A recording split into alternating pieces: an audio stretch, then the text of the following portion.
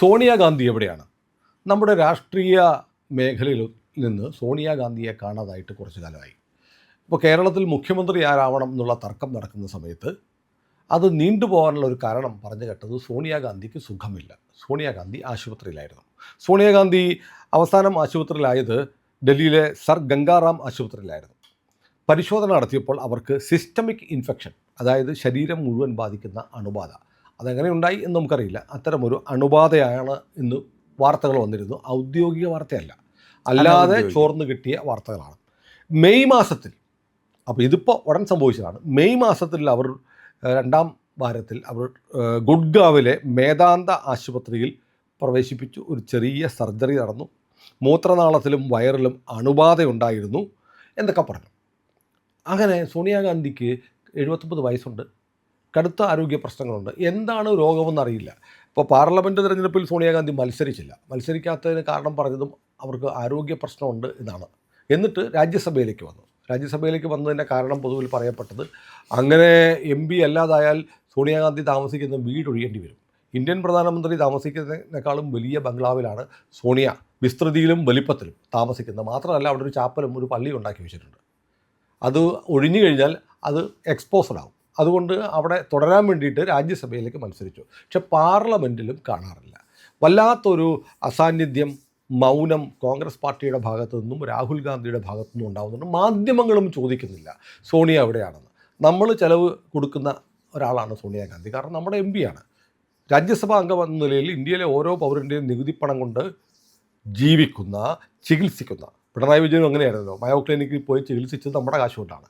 പക്ഷേ പിണറായി വിജയന് എന്ത് രോഗമാണ് എന്ന് അറിയാൻ നമുക്ക് അവകാശമില്ല. അത് ആ രോഗവിവരം പ്രൈവസിയാണ്, സ്വകാര്യതയാണ്. പക്ഷേ രോഗിക്ക് ചികിത്സിക്കാനുള്ള ചിലവ് നാട്ടുകാർ രോഗം അറിയരുത്. ഇങ്ങനൊരു വിചിത്രമായ ആചാരം നമ്മുടെ നാട്ടിലുണ്ട്. പക്ഷേ സോണിയാഗാന്ധിയെ സംബന്ധിച്ചിടത്ത് സോണിയാഗാന്ധി വലിയ ഗുരുതരമായ രാഷ്ട്രീയ പ്രശ്നങ്ങൾ ഉണ്ടായിട്ടും സോണിയാഗാന്ധിയുടെ ശബ്ദം കേൾക്കുന്നില്ല. സോണിയ യുഗം അവസാനിക്കുകയാണ്.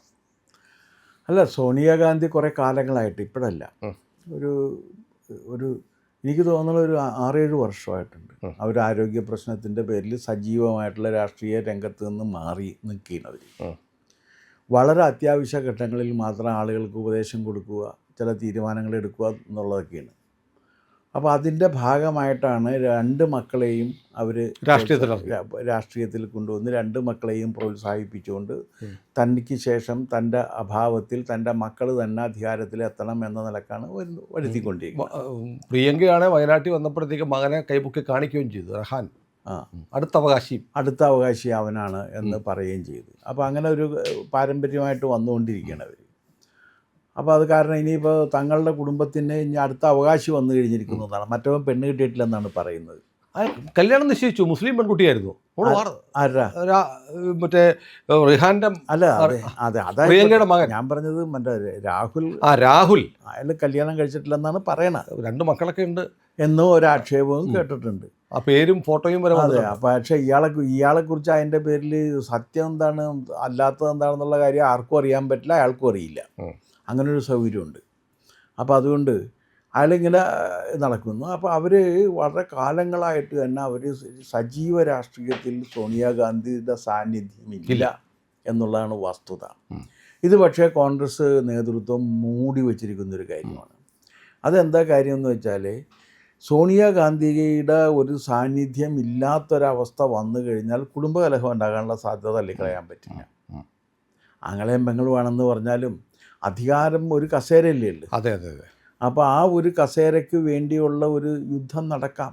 പ്രിയങ്കയ്ക്കാണെങ്കിൽ അമ്മൂമ്മയുടെ മൂക്കും മുടിയും ഒക്കെ ഉണ്ടെന്നാ പറയുന്നത്. അതൊക്കെ ഉണ്ടായിട്ട് അത് വെച്ചിട്ട് പക്ഷേ ഇത് കിട്ടിയില്ല. അത് പറഞ്ഞു നോക്കിയിട്ട് ഏറ്റില്ല.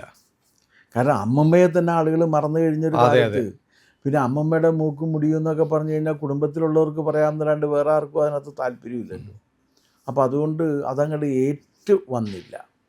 അത് ഏക്കാതെ പോയതിൽ അവർക്കൊക്കെ വലിയ വിഷമമുണ്ട്. പക്ഷേ സംഭവം ഏറ്റില്ല. പിന്നെ അത് തന്നെയല്ല, അവർക്കാണെങ്കിൽ നോർത്ത് ഇന്ത്യയിൽ ഒരു സ്ഥലത്ത് നിന്നും മത്സരിച്ച് ജയിക്കാനും പറ്റില്ല. അവരാകെ മത്സരിക്കാൻ വയനാട്ടിൽ വന്നാൽ അത് മുസ്ലിം വോട്ട് കൊണ്ട് ജയിക്കുന്നൊരു കക്ഷിയാണ് അവർ. അപ്പോൾ അതുകൊണ്ടാണ് ഇപ്പം മകനെ മുസ്ലിമിനെ കൊണ്ട് കെട്ടിക്കുകയും കൂടിയൊക്കെ ചെയ്യുന്നത് ആ മുസ്ലിം ഐഡൻറ്റിറ്റി കീപ്പപ്പ് ചെയ്ത് നിൽക്കുന്നതിന് വേണ്ടിയിട്ടുള്ള ഒരു ശ്രമത്തിൻ്റെ ഭാഗമായിട്ടും കൂടിയാണത്. കാരണം രാഷ്ട്രീയത്തിൽ പലപ്പോഴും വിവാഹം ഒരു പൊളിറ്റിക്കൽ ആക്ടിവിറ്റിയാണ്. അതെ അതെ, രാഷ്ട്രീയ നേതാക്കൾക്കിടയിൽ പൊളിറ്റിക്കൽ സൈനും കൂടിയാണ്. അല്ല, ഒരു പൊളിറ്റിക്കൽ ആക്ടിവിറ്റിയാണ്. Marriage is a political activity. കാരണം ഇവിടെ വരുന്നവർക്ക് എങ്ങനെയൊക്കെയാണ്, എന്തായിരിക്കണം അതിൻ്റെ സംഗതി എന്നൊക്കെ പറഞ്ഞ് വരുന്നതാണല്ലോ. അപ്പോൾ അതുകൊണ്ട് തന്നെ ഇവരുടെ സാന്നിധ്യം ഇല്ല. അവരുടെ സാന്നിധ്യം ഇല്ലായ്ക കൊണ്ട് തന്നെ ഹൈക്കമാൻഡ് ഇപ്പോൾ ലോ കമാൻഡായി മാറി. അതെ അതെ അതെ, ഹൈക്കമാൻഡ് ഇല്ല ഇപ്പോൾ. കാരണം കേരളത്തിൽ ഹൈക്കമാൻഡിൻ്റെ കാൻഡിഡേറ്റ് എന്ന് പറഞ്ഞാൽ കെ സി വേണുഗോപാലായിരുന്നു. പക്ഷേ കെ സി വേണുഗോപാൽ കേരളത്തിൽ മുഖ്യമന്ത്രി ആയില്ല. കെ സി വേണുഗോപാലിനെ ആക്കുന്നതിന് വേണ്ടിയിട്ടാണ് ഹൈക്കമാൻഡിൻ്റെ തീരുമാനമുണ്ടായിരുന്നത്. പക്ഷേ ഹൈക്കമാൻഡിനെ ആരും മൈൻഡ് ചെയ്തില്ല. പകരം വന്നത് ലോ കമാൻഡാണ്. കർണാടകയിൽ അത് തന്നെ സംഭവിച്ചു. കർണാടകയിൽ സിദ്ധരാമയ്യയെ മാറ്റണം എന്നൊരു ഉദ്ദേശം ഹൈക്കമാൻഡിന് ഉണ്ടായിരുന്നില്ല. പക്ഷേ ഡി കെ ശിവകുമാർ അവിടെ വന്ന് മന്ത്രിസഭ ശരിയായിട്ട് പോകുന്നില്ല, അപ്പോഴേ തന്നെ പ്രശ്നം. ഒരു മന്ത്രി രാജിവെച്ചു. ശിവകുമാർ മുഖ്യമന്ത്രിയാണെങ്കിലും മന്ത്രിമാരെല്ലാം സിദ്ധരാമയ്യയുടെ ആളുകൾ ആകെ കുഴപ്പമായിട്ടാണ് അതിരിക്കുന്നത്. അപ്പോൾ മുഖ്യമന്ത്രി ഒരു സ്ഥലത്തും മന്ത്രിമാർ വേറൊരു സ്ഥലത്തും. കേരളത്തിൽ ഇതേ പ്രശ്നമുണ്ട്.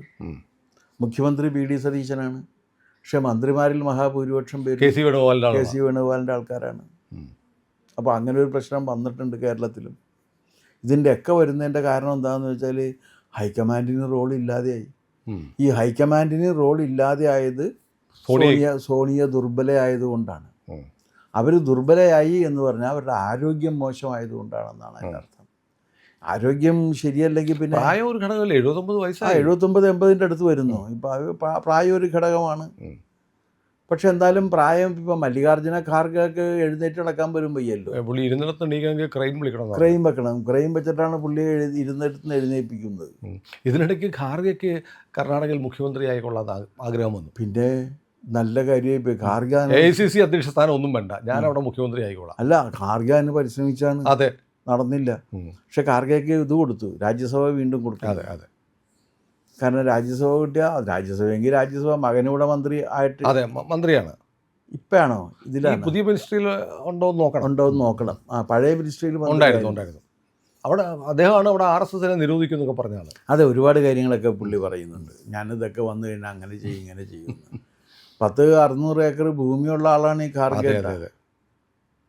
അദ്ദേഹമാണ് എന്നിട്ട് ദളിതർക്ക് വേണ്ടിയിട്ട് വീറോടെ ദരിദ്രരായ ദളിതർ എന്ത് ചെയ്യുമെന്ന് ചോദിക്കുന്നത്. 600 ഏക്കർ ഭൂമി കൈയടക്കി വെച്ചുകൊണ്ടാണ്. 600 ഏക്കർ ഭൂമിയേ ഉള്ളൂ പാവം ദരിദ്രന്. അതെ, ഈ പാവം ദരിദ്രന് 600 ഏക്കർ ഭൂമിയും ഒരു 6 കൊട്ടാരങ്ങളും ഉണ്ട് പല സ്ഥലങ്ങളിലായിട്ട്. പാവം എങ്ങനെയെങ്കിലുമൊക്കെ ജീവിച്ചു പോട്ടെ, ഒരു ദളിതനല്ലേ എന്നുള്ളത് പരിഗണനയിൽ. അപ്പോൾ ഈ കോൺഗ്രസ് പാർട്ടിയുടെ ശക്തി ക്ഷയത്തിൻ്റെ ഭാഗമായിട്ട് അവരുടെ ആരോഗ്യക്ഷയം കോൺഗ്രസിൻ്റെ ശക്തിക്ഷയത്തിൻ്റെ കാരണങ്ങളിലൊന്നാണ്. അവർക്ക് ശ്രദ്ധിക്കാൻ കഴിയുന്നില്ല. അവർക്ക് ആരോഗ്യമില്ല, പിന്നെ അവരെങ്ങനെ ശ്രദ്ധിക്കും? പക്ഷെ അവരുടെ ഈ ശരീരത്തിന് അസുഖം വന്നു കഴിഞ്ഞാലേ മനസ്സ് കുറേ അങ്ങോട്ടും പോകുമല്ലോ, അല്ലാണ്ട് ഇതിനകത്ത് തന്നെ നിൽക്കില്ലല്ലോ. എന്നാലും കഴിഞ്ഞ ഒരു 4-5 മാസങ്ങൾ, അതായത് ബീഹാർ ഇലക്ഷൻ കഴിഞ്ഞു, ബംഗാൾ കഴിഞ്ഞു, കേരളത്തിലെയും ആസാമിലെയും ഉൾപ്പെടെ തെരഞ്ഞെടുപ്പ് കഴിഞ്ഞു, എന്നിട്ടും സോണിയാഗാന്ധിയെ പൊതുവേദിയിൽ കാണുന്നില്ല, ഒരു കമൻറ്റ് പോലും വരുന്നില്ല. സോണിയ തീരെ വയ്യാത്ത അവസ്ഥയിലായി മാറിയിരിക്കുന്നു എന്ന് വേണം കരുതാനായിട്ട്. പക്ഷേ ആ വിവരങ്ങൾ ഈ രോഗിക്ക് രോഗം സ്വകാര്യതയുമായി സൂക്ഷിക്കാനുള്ള അധികാരമുണ്ട് എന്നുള്ളതിൻ്റെ പേരിൽ സ്വകാര്യമായി അങ്ങനെ സൂക്ഷിക്കണം. കാരണം അവർക്ക് അസുഖം കൂടുതലാണെന്നങ്ങനെ അറിഞ്ഞു കഴിഞ്ഞാൽ, അവരുടെ ആരോഗ്യം വളരെ മോശമാണെന്നങ്ങ് അറിഞ്ഞു കഴിഞ്ഞാൽ അത് വെച്ചിട്ട് സംഘടനയുടെ കെട്ടുറപ്പിനെ അത് ബാധിക്കും. കാരണം അവർക്ക് സംഘടനയിലുള്ളൊരു സ്വാധീനം രാഹുലിനോ പ്രിയങ്കയ്ക്കോ ഇല്ല. അതവർക്കറിയാം. അതാണ് എൻ്റെ കഷ്ടം. പക്ഷേ ഈ സോണിയ ദുർബലയാണ് എന്ന് വന്നു കഴിഞ്ഞാൽ കോൺഗ്രസ്സിൽ അല്ല, ഇപ്പം തന്നെ ഇന്ത്യ സഖ്യം ചെതറിപ്പോയില്ലേ? DMK ഇല്ല, ശരത് പവാർ ഇല്ല, TMC ഇല്ല. TMCയുടെ വലിയ ദയനീയാവസ്ഥയാണ് സാറേ. 41 MP ലോക്സഭയിൽ 28, രാജ്യസഭയിൽ 13. ഇന്നലെ 6 പേരാണ് യോഗം വിളിച്ചപ്പോൾ പങ്കെടുത്തത്. അല്ല, അത് തന്നെ 6 പേരിൽ 2 പേരാ മറ്റോ ഇവർ ഇതായിരുന്നു, നിരീക്ഷകരായിട്ട് പോയതാണ്. എന്താണ് അവിടെ നടക്കണതെന്ന് അറിയാനായിട്ട്. പോകാതിരുന്നവരുടെ പ്രതിനിധികളായിട്ട് 2 പേര് പോയതാണ്. അത് ശരി. അല്ലാതെ ഏതായാലും സോണിയാഗാന്ധിയെക്കുറിച്ചുള്ള ഒരു ചോദ്യം നമ്മുടെയൊക്കെ മനസ്സിലുണ്ട്, പക്ഷെ ആരും ചോദിക്കുന്നില്ല. സോണിയയ്ക്ക് എന്ത് പറ്റി? അല്ല, സോണിയയ്ക്ക് എന്ത് പറ്റി എന്നുള്ള കാര്യം അറിയാൻ തീർച്ചയായിട്ടും അവർ കോൺഗ്രസിൻ്റെ അനിഷേധ്യ നേതാവല്ലേ. അല്ല, നമ്മുടെ ടാക്സ് പെയർക്ക് അധികാരമുണ്ട്. അവരുടെ ശമ്പളവും ആനുകൂല്യവും ചികിത്സയും ഒക്കെ നമ്മുടെ നികുതി പണം കൊണ്ടാണ്. ആരെങ്കിലും പറഞ്ഞാൽ നമുക്കറിയാമായിരുന്നു. അതെ. പ്രിയമുള്ളവരെ, നമ്മുടെ ചാനൽ ഒരുപാട് പേർ കാണുന്നുണ്ട്. കാണുന്നവരോടെല്ലാം നമുക്ക് വലിയ സ്നേഹവുമുണ്ട്. അവരൊക്കെ നമ്മുടെ ചാനലിനെ കുറിച്ച് ഒരുപാട് പേരോട് പറയുന്നുമുണ്ട്. പക്ഷേ ഒരു കാര്യം, നമ്മൾ കാണുന്നവരുടെ എണ്ണം അനുസരിച്ച് ചാനലിൻ്റെ സബ്സ്ക്രിപ്ഷൻ കൂടുന്നില്ല. എന്താ കാര്യം എന്നറിയാമോ? നമ്മൾ കണ്ടിട്ട് അങ്ങ് പെട്ടെന്ന് തിരിച്ചു പോവുക. പക്ഷേ കണ്ടതിന് ശേഷം ഒരു നിമിഷം നിൽക്കുക. നമ്മുടെ ചാനലിൻ്റെ IND എന്ന് പറയുന്ന ലോഗോ ഇല്ലേ, അവിടെ ഒന്ന് വിരലമർത്തിയാൽ ചാനലിൻ്റെ ഫീഡ് തുറന്നു വരും. അവിടെ സബ്സ്ക്രൈബ് എന്നൊരു നീല നിറത്തിലുള്ള ബാറുണ്ട്. അവിടെ ജസ്റ്റ് ഒന്ന് തൊടുക. തൊട്ടടുത്തൊരു മണിയുടെ ചിത്രമുണ്ട്, ബെല്ലൈക്കൺ. അവിടെ ഒന്ന് തൊട്ടാൽ നിങ്ങൾക്ക് നമ്മുടെ എല്ലാ വീഡിയോകളും കാണാനുള്ള നോട്ടിഫിക്കേഷൻ കിട്ടും. മാത്രമല്ല, ചാനലിൻ്റെ ഒരു സബ്സ്ക്രൈബറായി മാറുകയും ചെയ്യും. അത് ഞങ്ങൾക്ക് വലിയ സഹായമായിരിക്കും. ഉറപ്പായിട്ടും അത് ചെയ്തിട്ടില്ല എങ്കിൽ ഇപ്പോൾ തന്നെ ഒന്ന് ചെയ്യണേ.